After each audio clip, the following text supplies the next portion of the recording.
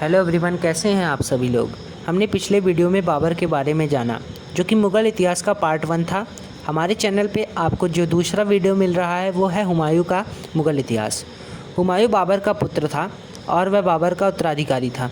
वह अपने चारों भाइयों में सबसे ज्येष्ठ था। उसके भाइयों का नाम हिंदाल, अस्करी और कामरान था, जिसमें हुमायूं सबसे बड़ा था। हिंदाल को राज्य के तौर पर मेवात मिला, अस्करी को राज्य के तौर पर संभल और कामरान को मुल्तान, काबुल, कंधार और पंजाब, और हुमायूं को दिल्ली का बादशाह बनाया गया। हुमायूं बादशाह बनने के बाद 1530 ईस्वी में कलिंजर का अभियान शुरू किया और यह कलिंजर का अभियान सफल भी रहा। उस वक्त कलिंजर का राजा प्रताप रुद्रदेव था। हुमायूं बहुत ही महत्वाकांक्षी राजा था।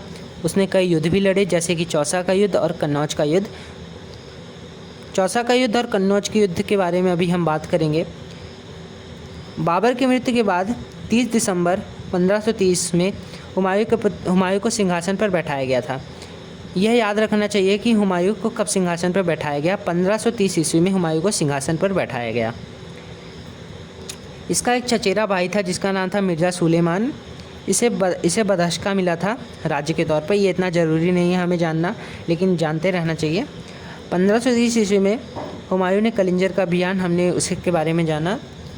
1532 में उसने दौराह नामक स्थान पर बिहार को जीतने वाली अफगान सेना को परास्त किया और तथा पूर्वी उत्तर प्रदेश में जौनपुर पर अधिकार कर लिया।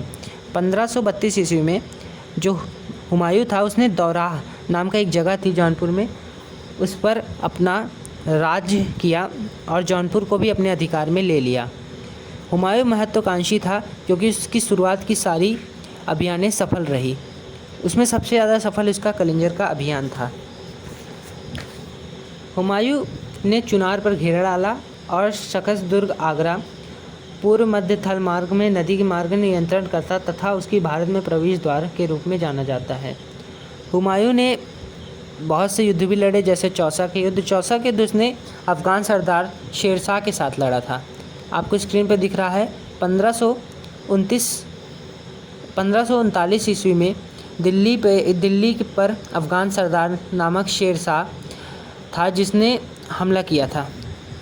इसी हमले के परिणाम को हम चौसा का युद्ध कहते हैं। हुमायूं ने शेरशाह से चौसा का युद्ध लड़ा, लेकिन हुमायूं जीत नहीं पाया। इस युद्ध में हुमायूं को हार हुई और शेरशाह की जीत।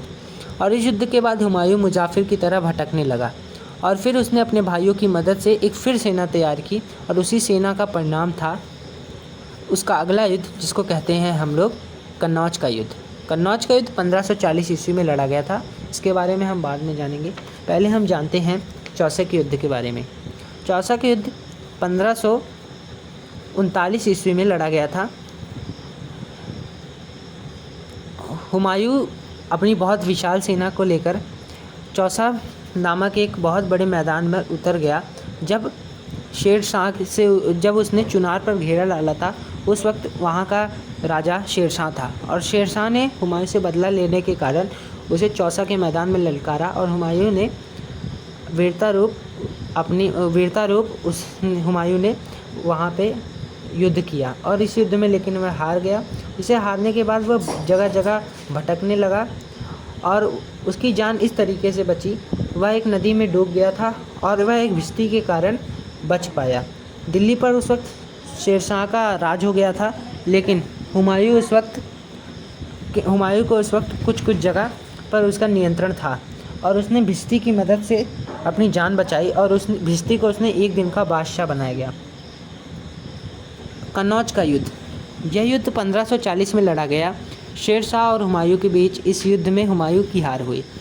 1540 ईस्वी में कन्नौज का युद्ध लड़ा गया था। इस युद्ध में भी हुमायूं की हार हुई थी और भटकते हुए ईरान चला गया। हार जाने के बाद हुमायूं भटकते हुए ईरान चला गया और 1545 ईस्वी में उसने हमीदा बानो बेगम नामक एक वहाँ के राजा की लड़की से शादी कर ली। शादी करने के बाद जो उसका पुत्र हुआ वह उसका उत्तराधिकारी था, जिसका नाम था अकबर। उस वक्त दिल्ली का राज शेरशाह कर रहा था। किसी तरह उसने दिल्ली पर फिर अपना हुकूमत जमाया और वह दिल्ली का राजा फिर बन गया। चलिए जानते हैं कन्नौज या फिर बिलग्राम के युद्ध के बारे में, जो कि 17 मई 1540 में लड़ा गया था। इस युद्ध को लड़ने के लिए हुमायूं ने अपने भाई हिंदाल और अस्करी से सहायता मांगी और उन्होंने बहुत बहादुरी से इस युद्ध में हुमायूं की सहायता भी की। कन्नौज की लड़ाई में हुमायूं और शेरशाह के मध्य का फैसला कर दिया था और हुमायूं बिना बादशाहत का बादशाह रहा।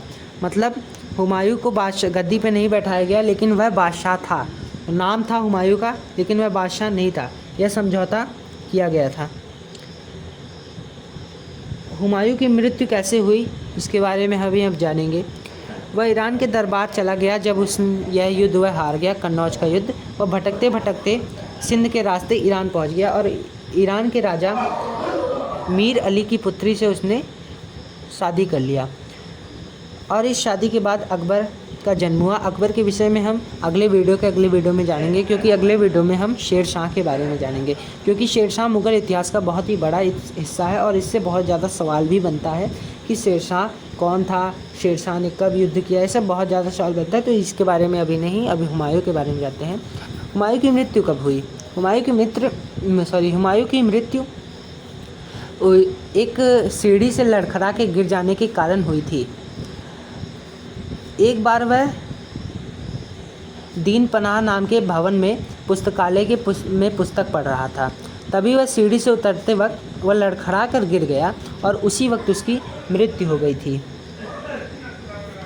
मृत्यु होने के कारण एक लेखक जिसका नाम था लेन पूल, उसने हुमायूं पर टिप्पणी की कि हुमायूं जीवन भर लड़खड़ाता रहा और लड़खड़ाते हुए अपनी जान भी दे दिया। हुमायूं की मृत्यु 1555 ईस्वी में हुई थी। हुमायूं की मृत्यु 1555 ईस्वी में हुई और लेनपुर नामक एक लेखक ने इस पर टिप्पणी की थी कि हुमायूं जीवन भर लड़खड़ाता रहा और लड़खड़ाते हुए जान भी दे दिया, क्योंकि वह जब शुरुआत में जब वह गद्दी पर बैठा तो सबसे पहले उसने कलिंजर का अभियान किया, फिर उसने चुनार पर घेर डाला, फिर उसने बहुत सारे युद्ध भी लड़े। उसके बाद फिर उसने जब उसका सामना हुआ शेरशाह से तो उसने चौसा का युद्ध लड़ा। 1539 ईस्वी में उसने चौसा का युद्ध लड़ा। चौसा को हार जाने के बाद फिर उसने एक युद्ध लड़ा जिसका नाम था कन्नौज का युद्ध, उसमें भी वह हार गया 1540 ईस्वी में। फिर वह किसी तरह जीत पाया तो वह दीन पनाह भवन नामक एक भवन था जिसमें एक पुस्तकालय था, उसमें किताब ही पढ़ रहा था और सीढ़ी से लड़खड़ा के गिर गया। मतलब वो जैसे जीवन भर वह कभी स्थिर ना रहा, वैसे अस्थिर होने के कारण, डिसबैलेंस के कारण वो गिर के मर गया। यहाँ पे आपको स्क्रीन पर उसकी मृत्यु की जो डेट है वो आपको गलत दिख रही होगी। वो 1555 में हुई थी उसकी मृत्यु। 1556 भी कहीं कहीं लिखा रहता है। यहाँ पे आपको बहुत बड़ी संख्या दिख रही होगी, 11,556 दिख रहा होगा, लेकिन उसकी मृत्यु 1555 या फिर 56, क्योंकि कहीं 55 कहीं 56 मिलता है। तो आप उस हिसाब से देख लेंगे। अगर आपके MCQs में या फिर किसी भी क्वेश्चन में रहे MCQ अगर में 1555 रहेगा तो 1555 लिखेंगे, या 56 रहेगा तो 56 लिखेंगे। ये बहुत ही ज़रूरी था। अगले वीडियो में हम शेरशाह के बारे में जानेंगे, शेरशाह सूरी, जो कि मुग़ल इतिहास का बहुत ही बड़ा हिस्सा है। शेरशाह सूरी जो था, एक मुट्ठी भरे बाजरे के लिए उसने पूरे हिंदुस्तान का साम्राज्य खो चुका था। ये शेरशाह ने कहा था मारवाड़ के युद्ध के समय में। अभी मारवाड़ का युद्ध क्या था, ये सब हम शेरशाह के वीडियो में जानेंगे। अगर आपको यह वीडियो अच्छा लगा हो तो हमारे इस वीडियो को लाइक करें और हमारे चैनल को सब्सक्राइब करें और सब में इस वीडियो को शेयर करें, ताकि हुमायूं के विषय में सब जाने